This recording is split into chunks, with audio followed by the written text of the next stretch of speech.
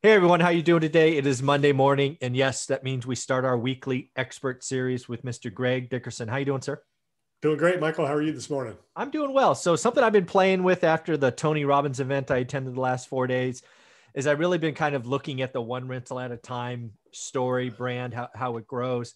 And really it's this channel, right? I've been thinking about the hundreds of self-made, or what at least what I call self-made real estate millionaires.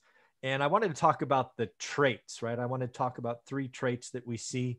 And the first one I think is kind of doing the work, kind of daily. I call it daily execution, right? They always are looking to make themselves a little bit better and do the work. They don't take days off in the beginning, or they don't do it all on Saturday and then come back next Saturday, and so on and so forth. So I was curious, what do you think about that? Taking action, getting past the fear, daily execution. Where are you at on that idea? Yeah, all of the above. But I think we talked about it before we started, and I had to think about it for a minute because there's just so many things. Mm-hmm. But I guess initially, first and foremost, you have to have a vision. So that's the first thing. I mean, everything starts there. You got to have a vision. You got to know what it is that you want to do, which is the hardest thing in the world for people to figure out, especially today. I was talking to one of my clients earlier today.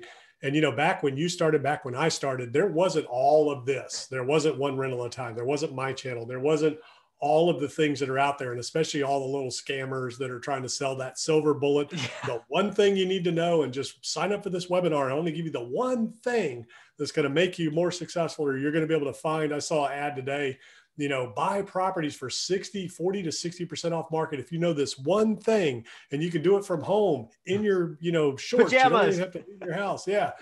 And all you got to do is sign up, and it's just like, Yeah. so there is no one thing. Yeah. Okay. There is no one thing. Well, there is one thing. Number one, you got to have a vision. Number two, you got to take action. Number three, you got to be positive. Mm. Number four, you got to be persistent. Persistence above all is the number one key to success at anything, right? It's more important than anything else, than knowledge, skills, ability.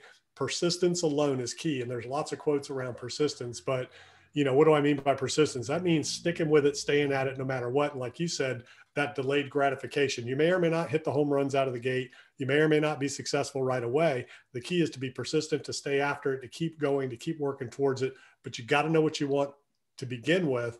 And that's what's so hard today, because there's so much noise out there. Should I go Yeah. syndicate apartments? Should I be a developer? Should I flip houses? Should I do subject to?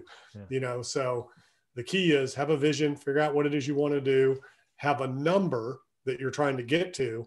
If retiring yourself and leaving your W-2 is the goal, and then work your way backwards from there. Yeah, for me, it is all about daily execution, right? I tell my students all the time, and again, I usually speak to full-time employees, right? That's what I was, that's what I know, right? It's our side hustle, right? Which I didn't even know it was a side hustle 20 years ago when I Mm-hmm. started. It was just, it was get the next cash flow asset and keep moving forward. But it is that daily execution. And something I'm starting to see more and more on YouTube, frankly, is a lot of these newer investors who've only been doing it 3 or 4 years, and they caught a up wave, right?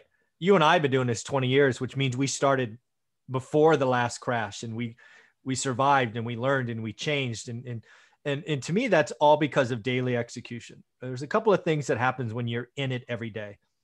You can see real estate's not stocks. It can have violent movements, but it's not in a second, right? It's consumer based. There's lots of competing elements. There's lending. There's owner occupants. There's investors. There's different tax treatment. You got people leaving California because we're raising taxes, and they're going here, and there's just so much stuff going on. It doesn't violently move in a second or a day or a week or even a month. So Yeah, but it can feel like it, depending yeah, on what you're doing and where you're at. It can seem like overnight, the faucet was shut off. And I remember pre 2009. So again, I started my career in 1997, and I was very heavy in real estate going into 2008 and nine. And prior to that, all I knew was the upcycle. yeah, That's all I knew, because at my age, I didn't, I kind of knew there was a little bit of an issue in the late 80s, early 90s, in the economy and in real estate. mm-hmm. And I bought my first year-round house that I lived in 1990. And I remember interest rates were like, 10%. We bought a 3-2-1 buy down so we could afford the house, where the interest rate was lower the first year. It went up the second year, went up the third year. so that we could afford it, because, it's assumed that your income is going to go up every year. Right. So that's how we bought our first house. We weren't even qualified for it, but it was one of those loan products because the market was slow and the developer was trying to move through the inventory in this housing development. And it was killer, man. It was a 2,600 square foot, 2-story house with a 2-car garage. Would have 2 master bedrooms and, a couple of shared I can't remember. It was great on a corner lot, for $125,000. Yeah. Wow. That was my first house. And, that same house today is like $350,000, Score. Yeah. Yeah. But anyways, so that was my only experience then. And I wasn't an investor at the time. I was still working W-2. I had a little side business, doing stuff as I worked my job back then. This was 1990. And so I didn't really know or understand what was going on, other than it was a tough time in real estate. Mm-hmm. And then when I got into the business in 97, I started as a handyman and remodeling contractor. So I still wasn't real in tune to the real estate market, what was going on and how it worked. But as I started learning and doing things and going along, it was just like now. Everything was super easy because the market was escalating. You could buy something today, sell it for, 20% more tomorrow. That's kind of what's happening now. So you can kind of speculate a little bit. But when we went into the end of 08 into early 09, it literally felt like overnight it just stopped. So it can catch you quick. So you really need to be in tune with interest rates. As interest rates go up, pricing comes down. And I just read a newsletter today. A good friend of mine who's a mortgage banker, mortgage lender, sends out a weekly newsletter talking about rates and this and that and the other. And remember, I said back in the day, it was 5% where that threshold was in the 2008-9 timeframe. Interest rates had come down to where people thought 5% was a bad rate. Anything over 5, they didn't want to move. Now it's 3. Oh, he's getting, buyer remorse, or people, with FOMO, they missed out on sub 3% interest rates. So now they're waiting. Oh, wow. And it's like 3%, 3.5%. That's phenomenal. Yeah. So already people have been conditioned to think, man, I need to get below 3% because that's where we were. Interesting. That hard to comprehend. And if we get anywhere near 4%, lights out. It will stop overnight. Wow. That's yeah, we're going to have to watch that, because I think we've seen the end. I mean, Friday I did a report. The average mortgage rate was 303, right? So there's, average meaning there's some below, some above. But yeah, if 3%'s the number that turns people off, it could slow down for sure. No it is. Question. It's already doing it. And you got to remember who the bulk of the buyers are right now. It's millennials. So it's young people going into their first house. Mm-hmm.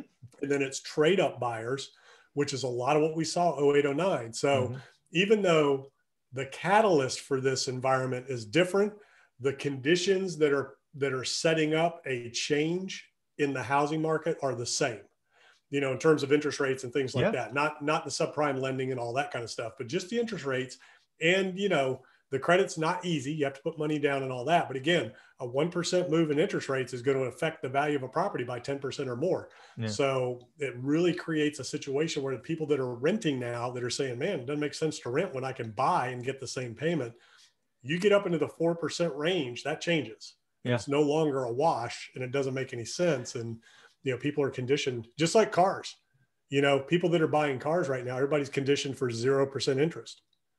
Nobody wants to finance a car at even 1% anymore. Why do that when all you got to do is wait and you'll get 0% interest at some point? Yeah. So again, I agree with you. Right? I remember the 07, 08, 09 timeframe, and I had some friends that were flipping. I was always buy and hold, right? So I was 30-year debt, find the next one, move on. But they were flipping and they got caught, right? They talk about how it just changed overnight. That like one weekend they had 30 people come to their open house, and the next weekend 0. It was that quick. And it will. Yeah. Yeah. So, well, we need to watch this, right? You need to be in the market every day and figure this out. Right. And I think the Fed's going to do everything they can to keep rates low the rest of this year. I think they can. Operation Twist, things of that nature. Maybe they can get the 30-year back under 3. I don't know. But it's going to stay under 4. That much I feel good about in 2021, but we'll see where it goes from here. But you got to do the work every day. You can't just do it every Saturday or every other Thursday. It doesn't work that way, in my opinion. Yeah, it's a steady progression. And again, I always had a side business. I always had every day something on the side that I was doing, working towards my goal. If you're full-time in it, you've got to get in it and do it. And for anybody watching, so the number one trait is just to do it. Okay. And when I was talking to my client earlier today, we didn't have all the noise. We didn't have all the different things. And we didn't know that we couldn't do what we set out to do. So this is a guy that came to the United States with nothing and started a bunch of restaurants in New York and then built that up. And now he's doing mixed use buildings, and I'm kind of coaching him through the development process. And we were just talking about that. And he said, back when he and I, 20, 25 years ago, and you were at it, you didn't have all of the YouTube, you didn't have all the information. We did not know that we couldn't go build, a business or a company or these things. I didn't know that I wasn't supposed to be able to do that without the knowledge, training, and all that. I just did it. And you just figure it out along the way. So the key is take the action. Don't procrastinate. Don't be afraid. Just go do it. And here's what's going to change the life of everybody watching. Here's how you can change your life today. If there's something that you want to do, if you have a goal, if you have an aspiration, if there's something you want to do and you haven't been doing it, you've been putting it off, I want you to write down, number one, what that is. If there's something that you've been wanting to do that you haven't started yet, or that you're afraid to do, write down what that is. And just pick one or two things. And it could be any area of your life or business. I don't care what it is. Write that down. And then right next to it, I want you to write down what not doing that is costing you. What is it stopping you from being, doing, feeling, achieving, having? And then next to that, I want you to write down what it's costing your family. So if you're in a position where you're trying to do something for yourself and your family, write down what it's costing you, then write down what it's costing your family. And then on the other side, I want you to write fear. Okay. So you got 4 columns now. All right. And on that fear column, I want you to write down, what are you more afraid of? Taking that step and starting, or the other 2 things that you just listed that is costing you and your family? Because that's what you should be scared to death of, is not taking care of yourself and your family, not what it is you're afraid of. Well, with that, folks, I could not imagine a better way to end. Thank you very much, Greg.